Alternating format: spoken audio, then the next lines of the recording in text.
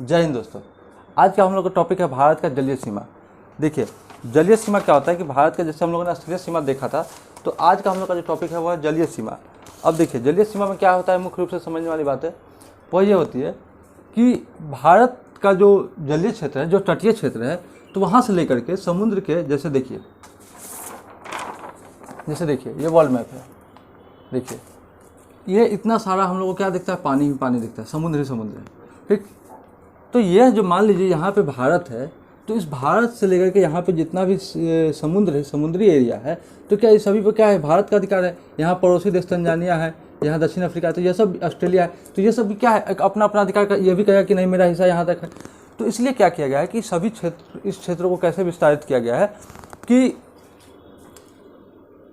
जैसे स्थलीय दूरी जब हम लोग मापते हैं, तो स्थलीय दूरी किस में मापते हैं, किलोमीटर में। किलोमीटर में मापते हैं। ऊंचाई या गहराई किस में मापते हैं, मीटर में मापते हैं। तो उसी तरह समुद्री जो दूरी होती है ना, इसको हम लोग किस में मापते हैं, नॉटिकल मील में। ठीक, नॉटिकल मील में मापते हैं। जैसे अब देखिए, जैसे हम लोग जानते हैं एक नॉटिकल मील बराबर कितना होता है, एक मिनट देखिए, अब देखिए यहाँ पे एक नॉटिकल मील बराबर होता है 1.852 मीटर। ठीक, यह भारत है। अब भारत के यह क्या हो गया, तट हो गया भारत का, समुद्री तट। ठीक, अब यहाँ से लेकर के 12 नॉटिकल मील तक की दूरी पर क्या होगा, भारत के पूरा संपूर्ण संसाधनों पर किसका अधिकार होगा, भारत का अधिकार होगा। फिर उसके आगे जाएंगे, क्योंकि समुद्री जो दूरी है सिर्फ 12 नॉटिकल मील तक तो नहीं है, और उससे आगे है। तो उसके बाद यानी समुद्र तट से 24 नॉटिकल मील तक आगे तक जाएंगे, तो उस एरिया को कहते हैं संलग्न क्षेत्र। और वहाँ पे क्या होता है कि भारत का अधिकार कुछ हिस्सों पे रहता है। ठीक, उससे भी आगे जाएंगे तो उस पर भी भारत का अधिकार और कुछ कम हो जाता है। तो उस तरह से हम लोग समझते हैं कि आखिर भारत का अधिकार कैसे कैसे होता है। और समुद्री क्षेत्र, जो भी समुद्री क्षेत्र है, इसका जो है सो विस्तार किस रूप में है, इसके बारे में भी हम लोग समझेंगे। तो देखिए, सबसे पहले हम लोग समझने वाली बात क्या है, सो देखिए,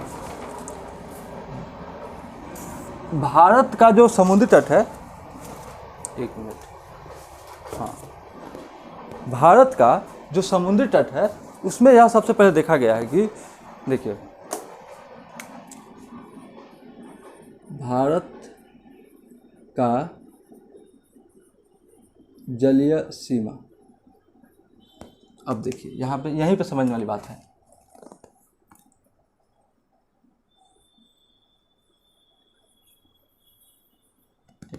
ये देखिए, दक्षिण भारत है, भारत का दक्षिण का हिस्सा।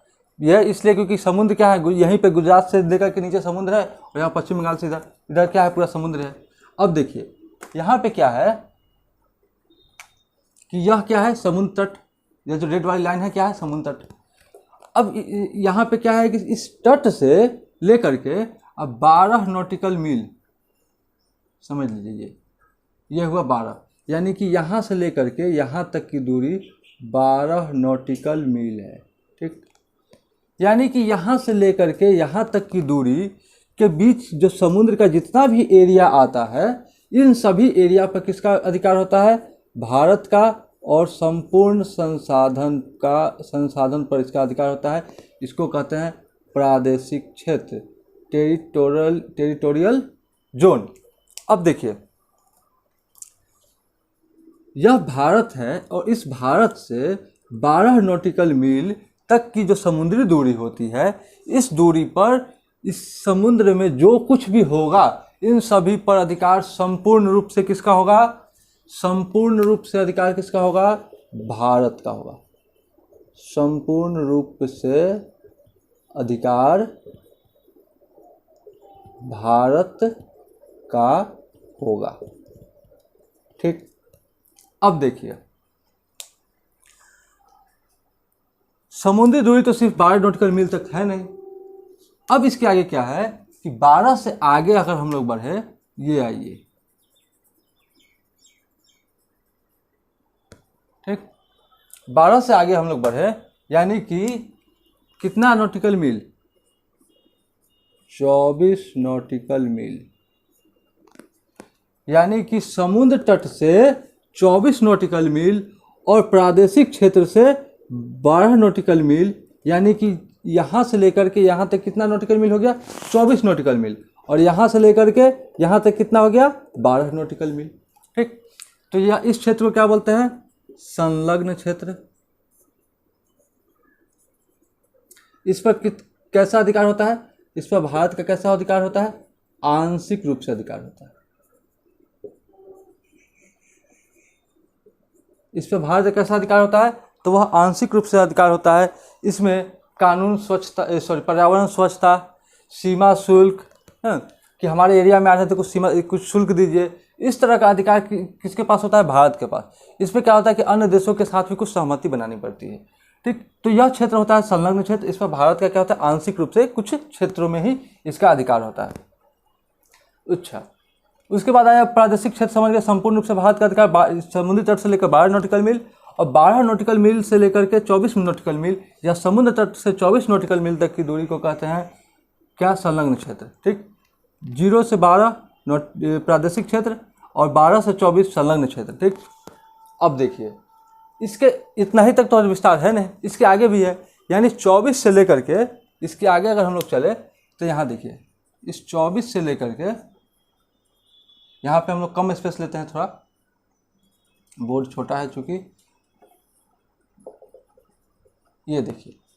अब देखिए इस 24 नॉटिकल मील जो है से लेकर के और यहाँ कहाँ तक आ जाइए, तो यहाँ पे आ जाइए 200 नॉटिकल मील तक की दूरी को कहते हैं विशिष्ट आर्थिक क्षेत्र, एक्सक्लूसिव इकोनॉमिक जोन। ठीक, यहाँ पे क्या होता है कि भारत का इस पर भी भारत का क्या होता है, संपूर्ण रूप से अधिकार नहीं होता है। जैसे इस पर कृत्रिम द्वीप का निर्माण करना, सागरों की सुरक्षा करना, संरक्षण करना, इसको देखरेख करना, और इस तरह से बहुत सारे ऐसी चीज़ें, अनुसंधान का प्रयोग, रिसर्च वगैरह करने के लिए, इन सभी चीज़ों पर क्या होता है कि भारत का अधिकार होता है। कहाँ तक, 200 नॉटिकल मील, यानी कि 0 से लेकर के 200 नॉटिकल मील। ठीक, लेकिन 0 से 12 की क्या है, प्रादेशिक क्षेत्र, 12 से 24 क्या है, संलग्न क्षेत्र, और 24 से 200 क्या है, तो विशिष्ट आर्थिक क्षेत्र। अब मान लीजिए पूछ देगा कि विशिष्ट आर्थिक क्षेत्र की दूरी कहाँ से कहाँ तक होती है, तो क्या करेंगे, 200 में से 12 और 24 क्या करेंगे, 12 24 कितना हो गया, 36 हो गया, 200 में से 36 हटा देंगे, 166 होगा शायद, 166 नॉटिकल मील क्या हो गया, विशिष्ट आर्थिक क्षेत्र। ठीक, तो इस तरह से क्या होता है कि भारत का जो समुद्री दूरी होती है इसको नॉटिकल मील में मापते हैं। 0 से 12 प्रादेशिक क्षेत्र, इस पर भारत का संपूर्ण अधिकार होता है। संलग्न क्षेत्र यानी कि 12 से 24 नॉटिकल मील की जो दूरी होती है, इसमें भारत का आंशिक रूप से अधिकार होता है, जिसमें भारत क्या करता है, पर्यावरण स्वच्छता, सीमा शुल्क, अप्रवासी कानून, इस तरह के नियम क्या करता है, आंशिक रूप में लाता है। ठीक, संलग्न क्षेत्र में। विशिष्ट आर्थिक क्षेत्र में यहाँ क्या करता है कि यहाँ कृत्रिम द्वीपों का निर्माण करना है, सागरों का संरक्षण करना, और इस तरह से क्या होता है कि रिसर्च करना, ये सभी काम किस पे होता है, ये सभी काम 24 नॉटिकल से लेकर के 200 नॉटिकल मील के बीच की दूरी पे होता है। अब इतना ही विस्तार नहीं है, इसके आगे भी विस्तार है। इसके आगे क्या विस्तार है कि 200 से लेकर इसके बाद, यानी कि इसके बाद का जो एरिया होता है ना, इसके बाद का एरिया, मतलब इसके बाद का जो भी एरिया है ना, इसके बाद का जो भी एरिया हो गया, ये सभी इस सभी को कहता है हाई सी, यानी कि उच्च सागर। यानी कि 200 नॉटिकल मील के बाद की जो जितने भी एरिया होती है, जितनी भी दूरी होती है, इसके बाद को इसके कहते हैं उच्च सागर या उच्च सागर क्षेत्र। और यह जो क्षेत्र होता है, इस पर सभी देशों का अधिकार होता है, और यह सभी देश क्या होते हैं, आपसी सहमति से यहाँ पे कोई भी कार्य करते हैं। कोई भी कार्य करने में, मतलब हवाई जहाज उड़ाने के लिए, परिवहन हेतु जलयान ले जाने के लिए, इन सभी का क्या होता है, ये सभी देश आपस में सहमति के साथ इस एरिया में, यानी 200 नॉटिकल मील के बाद की दूरी पे क्या करते हैं, ये सभी काम करते हैं। कौन से देश, सभी जितने भी देश हैं सभी काम करते हैं। अब देखिए इसमें समझने वाली बात क्या है कि समझने वाली बात सिर्फ इतना है कि जो समुद्री तट जो होती है, एक हम लोग जानते होंगे कि कहीं भी बहुत सारी जगह देखेंगे कि समुद्री तल की दूरी यहाँ से समुद्र तल की दूरी इतना है, तो वह सभी कहाँ से नापी जाती है, तो वह सभी चेन्नई से नापी जाती है। ठीक, चेन्नई से समुद्र तल की दूरी कहाँ से नापी जाती है, चेन्नई से। अब देखिए प्रादेशिक क्षेत्र समझ गए, संलग्न क्षेत्र समझ गए, विशिष्ट आर्थिक क्षेत्र समझ गए, अहाई सी। देखिए एक नॉटिकल मील, 1 नॉटिकल मील बराबर 1.852 मीटर होता है।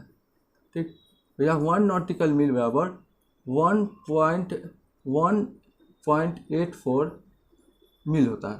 तो इस तरह से क्या होता है कि हम लोग यह समझ लेते हैं, देखिए 152 मीटर, सॉरी 1852 मीटर और 1.84 मील यह दूरी होता है। ठीक, एक नॉटिकल मील बराबर क्या था, समुद्री दूरी। अब देखिए इतना बात हम लोग समझ गए। अब देखिए एग्जाम में क्या पूछता है, एग्जाम में कैसे प्रश्न पूछता है कि बताइए कि वह महासागरीय स्रोत जो खुले महासागर से संबंधित होते हैं और कोई भी एक देश बिना अंतर्राष्ट्रीय सहमति का इसका उपयोग नहीं करता है, वह क्षेत्र कहलाता है विशिष्ट आर्थिक क्षेत्र। यहाँ क्या होता है कि कोई भी देश अपनी सहमति के बिना, मतलब देखिए 12 नॉटिकल मील तक किसी भी देश का क्या होता है, संपूर्ण अधिकार होता है, लेकिन उसके बाद जैसे जैसे आगे बढ़ेगा तो उस पर अधिकार कम होते जाता है, उस पर वह स्वयं का कोई भी अधिकार, कोई भी निर्णय नहीं ले सकता है। ठीक, इसलिए क्या होता है कि वहाँ के जो पड़ोसी देश होता है, अब मान लीजिए भारत है तो अमेरिका से तो कोई भी सजेशन लेने जाएगा, जो पड़ोसी हो गए दक्षिण अफ्रीका, ऑस्ट्रेलिया, उन सभी देशों से क्या होगा कि आपसी सहमति के बाद ही वहाँ पर कोई कार्य करेगा। तो देखिए इतना याद रखिए कि प्रादेशिक क्षेत्र की दूरी 0 से लेकर 12 नॉटिकल मील तक होती है, संलग्न क्षेत्र की दूरी 12 नॉटिकल मील से 24 नॉटिकल मील होती है, और 24 नॉटिकल मील से 200 नॉटिकल मील के बीच की दूरी को कहते हैं विशिष्ट आर्थिक क्षेत्र, एक्सक्लूसिव इकोनॉमिकल जोन। ठीक, तो यही। अब देखिए एक चीज़ और हम लोग समझ लेते हैं। देखिए समझने वाली क्या बात होती है, तो देखिए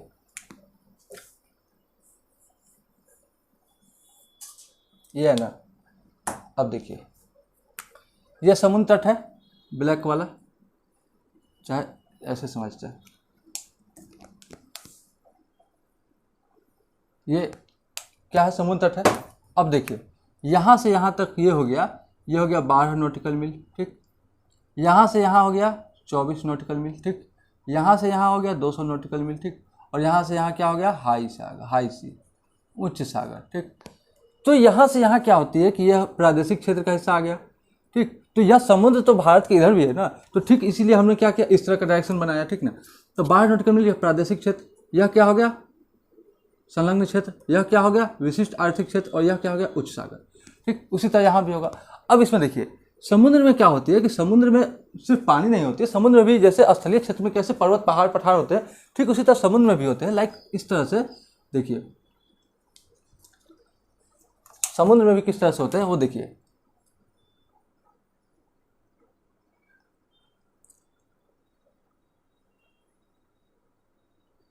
देखिए मान लीजिए समुद्र तल है। ठीक, मान लीजिए यह क्या है, समुद्र तल है। ठीक, अब यह समुद्र तट है, इसको कहते हैं मग्न तट, इस एरिया को कहते हैं गर्त। ठीक, इस एरिया को क्या कहते हैं, जो ढाल क्षेत्र होती है उसको हम लोग क्या बोलते हैं, जैसे देखिए हाँ यहाँ पे क्या हो गया, बेसिन हो गया। ठीक, यहाँ यह क्या हो गया, द्वीप। क्या होता है कि समुद्र में भी जैसे असली क्षेत्र में क्या होता है, समुद्र होते हैं, उसी तरह क्या होता है जलीय क्षेत्र में भी जो ऊंचा हुआ भाग हो गया वह क्या हो गया, द्वीप हो गया। तो यह क्या हो गया, यह द्वीप हो गया। तो उसी तरह क्या है कि जैसे समुद्री एरिया में भी कुछ ऐसे संसाधन होते हैं बहुत सारे, जैसे तेल ही है, तो तेल कहाँ से आता है, तेल समुद्री एरिया से आता है, समुद्र के पास से आता है, डिगबोई के पास से। असम के जो डिगबोई है, असम कहाँ है, यहाँ पे है ना, यहाँ पे जो डिगबोई है, तो यहाँ पे क्या होता है कि जो समुद्री एरिया होते हैं वहाँ से क्या होता है कि बहुत सारे खनिज हम लोग को मिलता है। तो उस तरह से अधिकार क्षेत्र बांट दिया गया है कि यहाँ से यहाँ तक की दूरी पर आप ये कर सकते हैं, यहाँ से यहाँ तक की दूरी पर आप ये कर सकते हैं, ताकि कोई भी देश आपस में मतभेद की स्थिति उत्पन्न न हो। ठीक, तो इस तरह से हम लोग समझ गए होंगे कि भारत का जलीय सीमा क्या है। बस नॉटिकल मील छोटा सा टॉपिक है, कुछ विशेष इसमें है नहीं। ठीक ना, बस इतना याद रखना है कि 0 से 12 नॉटिकल मील प्रादेशिक क्षेत्र, 12 से 24 संलग्न क्षेत्र, 24 से 200 विशिष्ट आर्थिक क्षेत्र। ये नहीं कि 0 से 200 के बीच क्या होगा, विशिष्ट आर्थिक क्षेत्र नहीं, 24 से 200 के बीच। ठीक, 12 से 24 संलग्न क्षेत्र और 0 से 12 क्या होगा, प्रादेशिक क्षेत्र। ठीक, चलिए आई होप इतना समझ में आया होगा।